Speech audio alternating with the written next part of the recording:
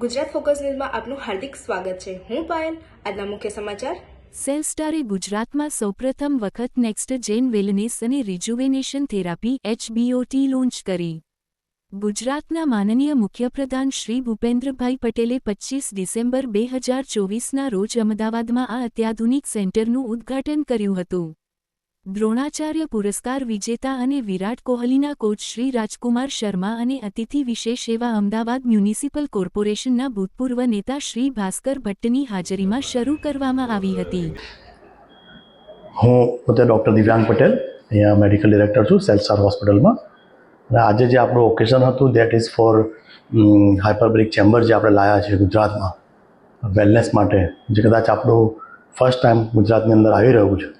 એના માટે આપણે ત્યાં આજે તમે જાણો જ છો કે વિરાટ કોહલીજીના કોચ જે રાજકુમારજી આપણે ત્યાં હાજર થયા.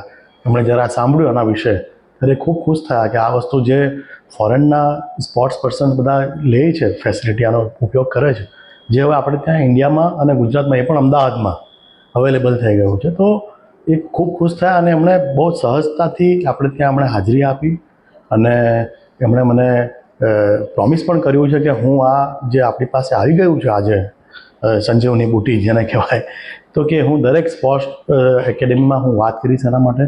અને આપણું આ જે કારણ કે આ છે ને જ્યારે સ્પોર્ટ્સ પર્સન રમતા હોય ત્યારે ઇન્જરી થવાના ઘણા બધા ચાન્સીસ હોય છે.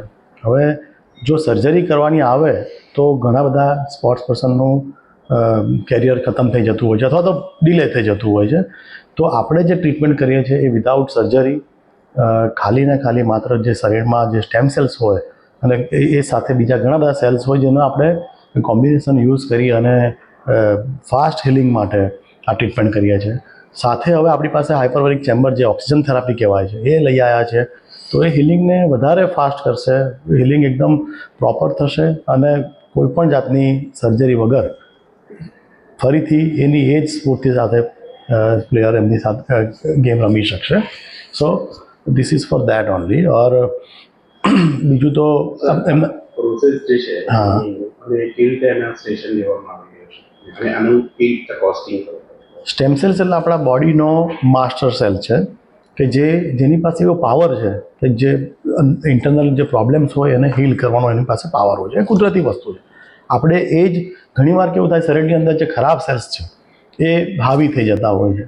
તો એને કંટ્રોલ કરવા માટે આપણે સ્ટેમ સેલ્સ લઈએ, એને મલ્ટીપ્લાય કરીએ અને એને ગાઈડ પણ કરીએ એ રીતે કે જેને પર્ટિક્યુલર જગ્યાએ જઈને એ કામ કરશે. તો એના માટેની આ પદ્ધતિ છે. અને જ્યાં સુધી કહી શકું કે ઓક્સિજન થેરાપી છે એની પૂરક છે. સ્ટેમ સેલ્સ ખાલી કરી દીધા અને પતી ગયું એવું નથી. તો એની પાછળ પણ આજે માનો કોઈ ઓપરેશન કરાયું હોય અને પછી તમે ફિઝિયોથેરાપી ના કરો તો એ ટ્રીટમેન્ટ અધૂરી છે. એવી જ રીતે જ્યારે અમે આ સેલ થેરાપી કરતા હોઈએ ઘણી બધી વસ્તુ માટે, ડિજનરેશન કન્ડિશન માટે કે કોઈ જેનેટિકલ પ્રોબ્લેમ હોય, ન્યુરોલોજીકલ કન્ડિશન હોય, ઇવન કેન્સર, આ બધી જ કન્ડિશનમાં આપણે આ સેલ્સ થેરાપીનો યુઝ કરી શકીએ છીએ. અને એના પછી જે હાઇપરબેરિક ચેમ્બરનો આપણે યુઝ કરીએ જેનાથી હિલિંગ પ્રોસેસમાં આપણે ફાસ્ટ એને હીલ કરી શકીએ અને એના ઉપયોગ આ રીતે કરી શકીએ. આ કરવાનું એવું જરૂરી નથી. ઘણા બધા સ્પોર્ટ્સ પર્સનને આપણે વેલનેસ માટે પણ કરી શકીએ. જેમ કે કોઈ મેચ રમીને આવ્યું છે, સવારે જે સ્ફૂર્તિથી રમવા ગયો હોય, મેચ રમ્યા પછી સાંજ પડતા એક જે ફિટનેસ, હા, તો એ ફરીથી જે સવારે જે મૂળમાં હતો, જે એનર્જી સાથે આવ્યો હતો, એનું એ પાછું કરી દેવું હોય તો આ ટ્રીટમેન્ટ કરીએ તો તરત પાછા એવા એ જ એનર્જી સાથે પાછા રમી શકે બીજી મેચ. તો આ ધીસ ઇઝ ફોર વેલનેસ કે જે આપણે પ્લેયર્સને આપણે ફરીથી જે માઇક્રોટ્રોમા થતા હોય રમતી વખતે કે એ બધું ફાસ્ટ હિલિંગ થાય અને એની એ સ્ફૂર્તિ સાથે ફરીથી રમી શકે. તો આ આજે ટ્રીટમેન્ટ માટે શું પેશન્ટ અહીંયા રોકાવું પડે છે કે કેવી રીતે સેશન હા, ટ્રીટમેન્ટ માટે પેશન્ટ અહીંયા રોકાવું પડે ખાલી થોડા અવર્સ માટે. અહીંયા નાઇટ સ્ટે કરવાની જરૂર નથી. It's a day care procedure. અને એ ડિપેન્ડ કરે કે કઈ કન્ડિશન માટે ટ્રીટમેન્ટ માટે આવ્યા છે. તો ઘણી વખત આપણે એમના સેશન્સ હોય છે અમુક દિવસના અંતરે. ધારો કે હું આજે ટ્રીટમેન્ટ કરું, અમુક દિવસ પછી એમને ફરી બોલાવીશ. તો એવી રીતના 2 કે 3 વખત અમે ફરી બોલાવતા હોઈએ છીએ. એવી રીતે આખી ટ્રીટમેન્ટ કમ્પ્લીટ થતી હોય છે.